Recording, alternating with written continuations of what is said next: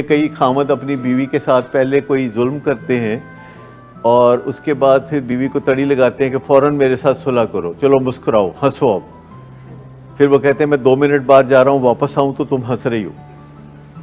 اس طرح ہوتا ہے جب آپ کسی کے ساتھ کوئی زیادتی کرتے ہیں اور وہ ناراض ہوتا ہے تو اس کو بڑے پیار سے مناتے ہیں.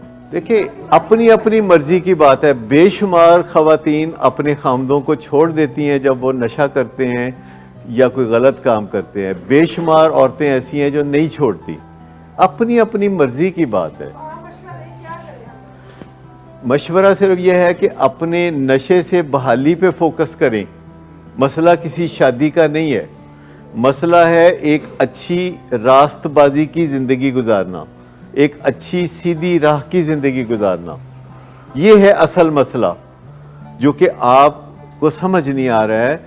کہ مسئلہ یہ ہے کہ بیٹا پہلے ایک سچی سادہ صحیح زندگی گزارے، اس کے بعد کوئی کام کاج کرے، اس کے بعد جب روزگار اچھا ہو جائے تو نئے سرے سے شادی کریں، پر بتا کے کریں، پچھلی باتیں چھپا کے نہ کریں ورنہ پھر سیاپا رہے. مجھے بتائیے کہ کس بیماری میں ڈاکٹر کے ساتھ شادی کا ایشو بیچ میں لایا جاتا ہے؟ ڈاکٹر کے ساتھ تو ایشو ہوتا ہے بیماری سے چھٹکارے کا ایشو، اور شادی کا ایشو گھوم گھوم کے آتا ہے. میرے خیال میں ہمارے جو بھی پیشنٹس ہیں ان کی 1 سے زیادہ شادیاں تو ہوئی ہوتی ہیں. ماسوا جو ٹین ایجرز ہیں ان کی میں بات نہیں کر رہا، لیکن جو بھی بڑی عمر کے ذرا مریض ہوتے ہیں 1 2 2 3 3 4 4، وہ تو ہوتا ہی ہے. کوئی کام یہاں کوئی وہاں، اس دل کے ٹکڑے 1000 ہوئے، کوئی یہاں گرا کوئی وہاں. میں آپ کو بتاؤں کہ آپ ایک ہی چیز پہ فوکس رکھیں، ایک ہی چیز پہ فوکس رکھیں کہ بیٹا اپنی نشے سے پاک اور خوشحال زندگی بناؤ. جو میں اسکیلٹنز کی بات کرتا ہوں یا کئی اور باتیں کرتا ہوں تو وہ علاج کا پہلو ہے، وہ باتیں کوئی تانے مینے نہیں ہیں، کیونکہ یہ بیماری عجیب و غریب ہے، یونیک بیماری ہے. اس میں ہم مٹی نہیں ڈال سکتے، کارپٹ کے نیچے نہیں کر سکتے. جو سٹیپس ہیں ریکوری کے، اس میں 4تھا سٹیپ ہے جس میں سب کچھ بتانا پڑتا ہے، اور 5واں سٹیپ ہے جس میں پھر خدا سے معافی مانگنی پڑتی ہے کہ یہ میں غلط کام کرتا رہا ہوں تو میں اس پہ اور کسی اور انسان کی موجودگی میں، صرف خدا سے نہیں بلکہ کسی ایک اور انسان کی موجودگی سے. پھر اس سے اگلا سٹیپ ہے کہ ذہنی طور پر آمادہ ہونا کہ میں نیک ہو جاؤں گا، میں ہونا چاہتا ہوں، مجھ سے ہوا نہیں جاتا. اور اس کے بعد اللہ تعالیٰ جو ہے اپنا فضل کرتا ہے اور بندہ نیک ہو سکتا ہے. تو یہ ہم شوقیہ نہیں کہہ رہے کہ آپ نیک ہو جائیں، یہ ضرورت ہے، اس بیماری سے نکلنے کی ضرورت ہے کہ نیک ہو جائیں.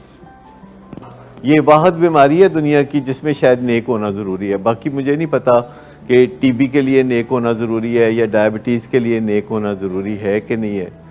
اگر آپ کے ذہن میں کوئی ابہام ہے اس بارے میں کہ بھئی علاج کرنا ہے تو گولیاں دو، کوئی کیپسول دو، کوئی ٹیکے لگاؤ، اگر آپ کے ذہن میں ایسا ہے تو ضرور بولیں.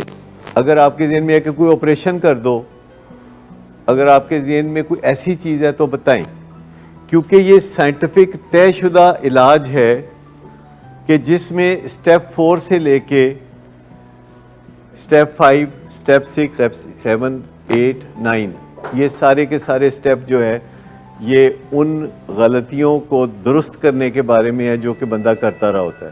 معافیوں تلافیوں کے سٹیپ ہیں. سٹیپ 8 اور 9 ہیں کہ معافی تلافی کرنا.